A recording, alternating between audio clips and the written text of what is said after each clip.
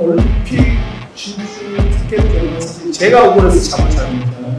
너무나 억울하고 기가 막혀서 우리 선수들이. Ya, timnas Indonesia menatap ronde 3 dengan semangat membara. Ya, memang sih, dari segi ranking di grup C, Indonesia menjadi tim terendah dengan 134 dunia. Namun tahukah, ternyata kehadiran Indonesia di grup C ternyata menjadi bumerang bagi lawan-lawannya. Perkembangan pesat skuad Garuda, kehadiran pemain-pemain baru yang sudah ada saat ini, hingga yang masih diproses PSSI, ternyata menjadi kekhawatiran bagi tim-tim di grup C. Ya tentu, dengan skuad saat ini yang diisi pemain-pemain di Eropa berlabelkan grade A, seharusnya kita tidak boleh sepesimis itu. Kenapa kita harus takut? Tim grup C saja was-was ketemu Indonesia, ungkap Sintayong. Ya, timnas Jepang memang berada di ranking 17 dunia, Australia 23 dunia, kemudian timnas Arab Saudi 56 dunia. Tapi mentalitas pemain kita berbeda dengan yang dulu. Bukan mengecilkan pemain timnas terdahulu, tapi lihatlah para pemain timnas saat ini 100% upload. Mereka bermain di liga luar, tentu membuat mereka jauh lebih kuat untuk menghadapi semacam timnas Jepang.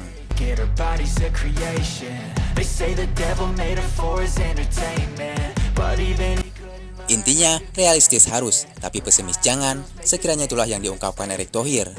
Karena pastinya, Erick Thohir juga sadar, Indonesia saat ini berada di grup C yang pastinya dihuni tim kuat selevel Jepang dan Arab Saudi. Maka tak heran, Ketua Umum PSSI ini juga berharap banyak dengan kehadiran Martin Paes dan sejumlah pemain keturunan lainnya yang sedang diusahakan.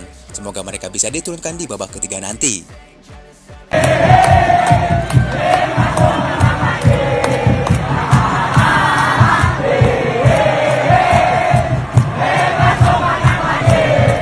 Yang melihat grup C saat ini, di mana juara grup yang difavoritkan adalah timnas Jepang dan timnas Arab Saudi. Namun tahukah mereka juga was-was ketemu Indonesia? Bahkan Jepang sampai menyebut Indonesia adalah tim yang menakutkan. Perkembangan pesat selama 1 tahun terakhir skuad Garuda membuat Indonesia tidak bisa dianggap sebelah mata. Amazing win here in Vietnam. We fought for it, everyone. 3 points, yeah! Arab Saudi dan Australia adalah tim kuat di Asia dan laga tandang selalu sangat berat mengingat jarak yang harus ditempuh dan atmosfer di stadion. Indonesia juga menakutkan dan mereka tampil apik di Piala Asia. Saya dengar mereka terus menambah pemain keturunan di Eropa. Tentu ini sinyal bahaya bagi kami.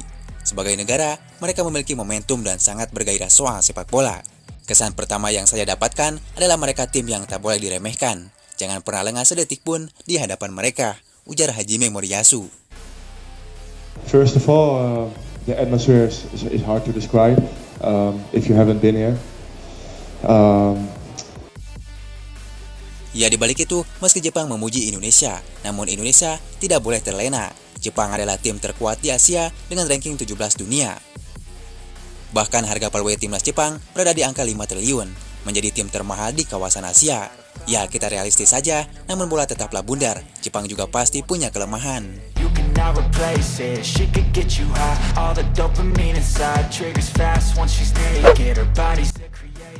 Ya, kemudian pelatih China Branko Ivkovic memberikan respon usai tim asuhannya dipertemukan dengan timnas Indonesia.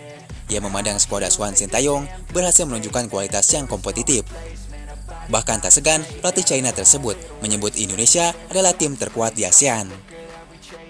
Selamat atas kemajuan negara Anda Indonesia, dan apa yang ditunjukkan selama Piala Asia juga di kualifikasi Piala Dunia. Kalian bisa mengalahkan Vietnam, padahal Vietnam bukan lawan yang mudah. Saya mengucapkan selamat bagi Indonesia atas hasil-hasil impresif selama setahun atau lebih. Indonesia sekarang berada di level Asia. Indonesia telah menunjukkan diri sebagai tim yang kompetitif di grup kami. Grup ini adalah kelompok tersulit dari hasil undian di mana ada 3 tim yang lolos ke Piala Dunia kemarin, yaitu Australia, Jepang, dan Arab Saudi, tegas Ivkovic. Ya tentu, ungkapan para pelatih di grup C ini bukan sebatas pujian saja. Memang saat ini, para pemain Indonesia dihuni para pemain Eropa. Apalagi mereka juga sudah menganalisis, ditambah Indonesia juga akan terus menambah amunisi baru pemain keturunan. Ya, pelatih Jepang dan pelatih China tersebut sudah menandai Indonesia sebagai tim yang akan mengancam pasukannya. Mereka juga menandai pemain yang bermain di liga teratas Eropa. Ya, menurut pelatih Jepang dan pelatih Cina, pemain upload inilah yang membuat Indonesia semakin kuat, dan tentunya sederet pemain keturunan lainnya. Ya, secara hitung-hitungan, mereka menilai melawan Indonesia akan sulit dibandingkan melawan timnas Australia dan Bahrain. to creation. They say the devil made her for his entertainment, but even he couldn't learn how to contain it. Her high heels make a damn good statement. There is no replacement. Win here in Vietnam. We fought for it, everyone. 3 points, yeah!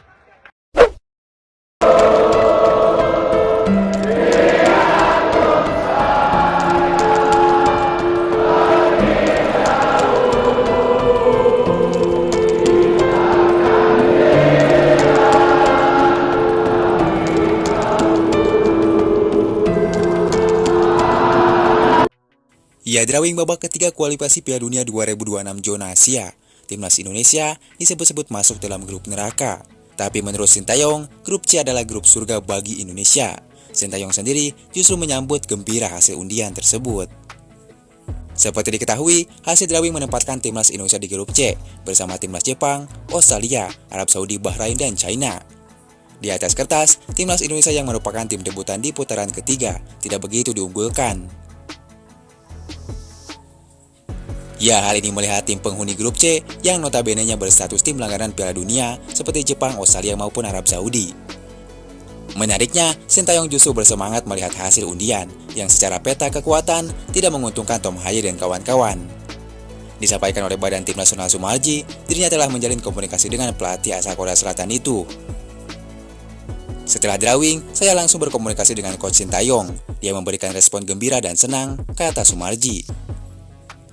Lebih lanjut, kata Sumarji, Sintayong akan membangun skuad timnas Indonesia lebih baik lagi. Terlebih, timnas Indonesia mempunyai peluang untuk lolos ke Piala Dunia 2026.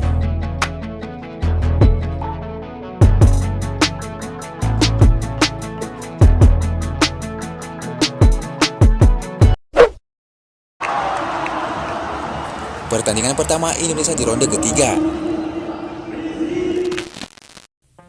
Ya, kemudian melihat jadwal pertama Indonesia di ronde ketiga ini, skuad Garuda akan menantang ranking 56 dunia, yaitu timnas Arab Saudi. Kemudian, laga ronde 3 akan dimainkan dengan sistem kandang-tandang pada bulan September, Oktober, dan November 2024, serta Maret dan Juni 2025. Tim Indonesia akan memulai perjalanannya dengan awal melawan Arab Saudi pada 5 September 2024. Siap tidak siap, Indonesia akan melawan tim yang pernah mengalahkan Argentina di Piala Dunia Qatar 2022 lalu.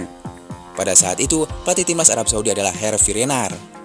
Namun di tahun 2024 ini, timnas Arab Saudi dilatih oleh pelatih top dunia, yaitu Roberto Mancini.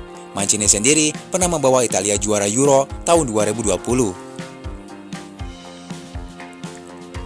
Ya, kepindahan Roberto Mancini ke Arab Saudi sempat menimbulkan pro dan kontra bagi publik Italia sendiri. Pasalnya Mancini disebut pindah ke Arab Saudi karena terpikat dengan gaji fantastis dari Federasi Arab Saudi.